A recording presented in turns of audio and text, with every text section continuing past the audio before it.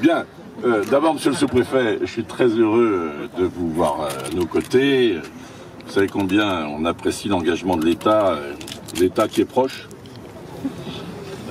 Et combien je suis heureux aussi d'être aux côtés d'Alain Sugneau, parce qu'il a résumé, franchement, l'importance de l'événement qu'il joue aujourd'hui, c'est-à-dire plusieurs décennies d'un projet qui était attendu, d'abord par vous tous. C'est-à-dire qu'une circulation, il y avait 19 000 pratiquement véhicules pour des poids lourds qui circulaient sur le boulevard circulaire. Là, et puis évidemment une attente forte parce que c'est beaucoup de nuisances et en même temps, Beaune est devenu en quelques décennies un des pôles les plus importants du département. Cité des Vins, naturellement, certains veulent lui disputer ce rôle, mais je suis au regret, ou en tout cas la joie de constater que Beaune reste bien la Cité des Vins. D'ailleurs, on continuera d'être très engagé auprès des climats, oui, il faut me soutenir, hein, parce que le maire de Dijon ne partage pas tout à fait le même point de vue parfois, mais enfin, j'essaie de l'aider à être meilleur. En tout cas, moi j'en ai déjà goûté, mais je préfère venir à Beaune, à dire vrai. Bon, en tout cas, je ne parlais pas de l'agglomération, là, je parlais de Dijon. Bien, en tout cas, très heureux d'être là. Engagement pris, engagement tenu.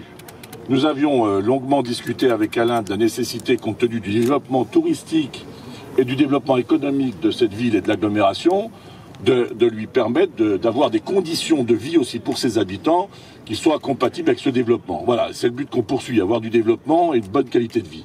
Donc l'investissement a été engagé, c'est un travail qui était considérable. Hein. C'est une route départementale, hein, je vous le précise bien. D'ailleurs, on dévoilera symboliquement une borne qui rappellera que c'est une route départementale. C'est une route pour laquelle nous avons participé ensemble au cofinancement, 30 millions d'euros, c'est important. Pourquoi? Parce qu'il y a eu des franchissements d'ouvrages d'art qui ont nécessité des travaux considérables, notamment le passage de la voie ferrée, qui, vous le savez, a été obligé d'être fait dans des conditions de réalisation rapide, parce qu'il fallait éviter de fermer les voies pendant une durée trop longue, les voies de chemin de fer. Donc je veux vraiment saluer toutes nos équipes, parce que tout ce travail a été conçu, engagé, suivi par les services du conseil départemental. Alors parfois on critique nos fonctionnaires, etc., c'est de bon ton. Moi je demande à nos agents, en particulier ceux qui ont suivi ce dossier, de venir près de moi. Venez, franchissez quand même, n'ayez pas... Emmanuel, venez aussi. Et je vais vous demander de les applaudir parce qu'ils ont fait un travail considérable. On a réalisé ces travaux pratiquement depuis 2011 qui ont été engagés.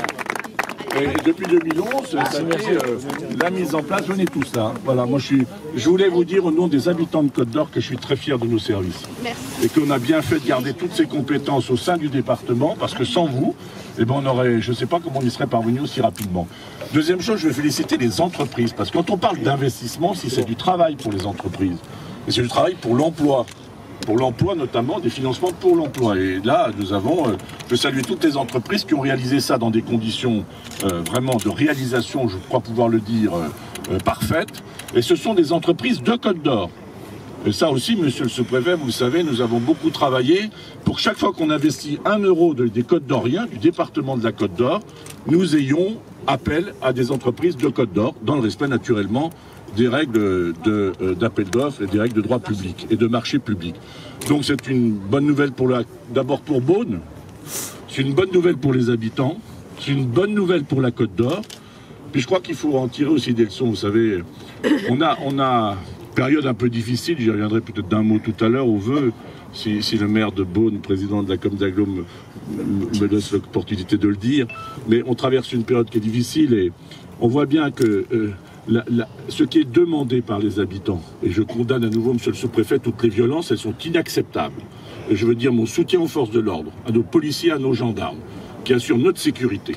En tout cas, je vous le dis, il faut entendre les colères des gens. Et la bonne réponse, c'est la proximité. On a toujours voulu faire des grandes communautés de communes. On a voulu faire des grandes régions. J'y participe, j'y siège, hein, chers collègues. Mais on a éloigné les centres de décision. Et on voit bien l'importance d'un département comme celui de la Côte d'Or pour agir au quotidien. Et moi, je n'ai qu'un seul objectif. Je le dis depuis Beaune, et le message s'adresse à toute la Côte d'Or. C'est que dans le contexte budgétaire contraint, puisque c'est désormais l'État qui me fixe ce que j'ai le droit de dépenser, je vous en remercie d'ailleurs de votre aide, monsieur le préfet, mais dans ce cadre-là, Je l'ai dit, chaque argent doit être utilisé au plus près, au service de 100% des Côtes-d'Oriens sur 100% du territoire. Et personne ne doit se sentir oublié de la République départementale, en tout cas j'y veille. Et c'est le sens de l'engagement qu'on a là. Voilà, et puis j'ai veillé aussi une chose, j'avais demandé à Alain, on a eu des discussions, et nous étions tous les deux engagés sur ce point, c'est qu'on n'ouvrirait la voie que dès lors que les protections phoniques, notamment des populations riveraines qui sont en riverains, soient bien assurées et qu'il n'y ait pas de troubles ou de gêne pour les populations. On a eu beaucoup de travail avec les associations qui légitimement nous ont fait part de leurs attentes. J'ai demandé à mes services d'ailleurs, et en lien évidemment avec les services de Beaune, d'y travailler. Aujourd'hui, ces protections phoniques sont en place. On reviendra parce que c'est l'investissement majeur que nous avons fait ces 10 dernières années. Je le répète, 15 millions d'euros d'investis par chaque Côte-d'Orien et puis 30 millions d'euros total d'engagement. On reviendra parce que je souhaiterais qu'on mette en valeur aussi l'engagement que tu as eu, Alain, et que nous avons en partage, de le faire paysager. C'est-à-dire c'est à la fois une voie, mais c'est une voie qui doit s'inscrire dans son environnement. Il y aura des plantations d'arbres, de haies, etc. Et on veut que ce soit quelque chose de beau, dont on soit fier, parce qu'une route, c'est aussi quelque chose dont on doit être fier.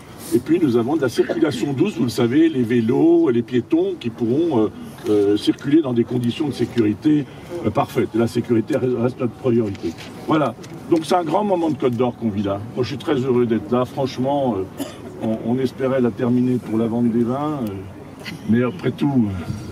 En ce début d'année, c'est pas si mal comme vœu. Hein, comme vœu.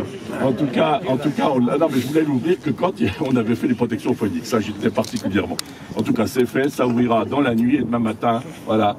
Eh ben, je serai heureux de savoir que ça va rouler. Je remercie aussi les conseillers départementaux qui m'entourent parce qu'ils votent aussi. Enfin, pour la plupart. Hein. Ceux qui sont là, oui. Hubert Poulot qui s'occupe de la commission des routes. Il y a Anne Parent qui est là, il y a Denis Thomas, il y a Jean-Pierre Bourgeon.